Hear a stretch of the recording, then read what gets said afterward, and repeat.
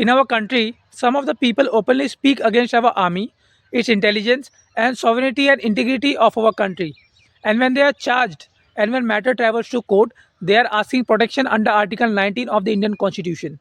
So now the question is whether freedom of speech and expression is an absolute right or it has some certain reasonable restrictions. So the Supreme Court in the matter of Ramji Lal Modi versus State of UP, AIR 1957 SC 620 has clearly says that freedom of speech and expression has certain reasonable restriction, that is public order, health and morality.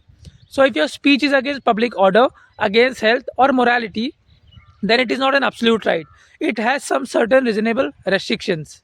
So, in the case of Ramjilal Modi versus State of UP, the petitioner Ramjilal Modi was an editor of a magazine namely Gorakshak. So he allegedly insulted Muslim community in that particular magazine. And when he was charged under Section 295A of IPC, which says that deliberately insulting a particular community, so when he was charged and when the matter travels to court, Ramjilal Modi, being the petitioner of the case, he clearly says that he cannot be charged as it is violative of his freedom of speech and expression. He said that Section 295A IPC is violative of his fundamental rights given under Article 19 of the Indian Constitution.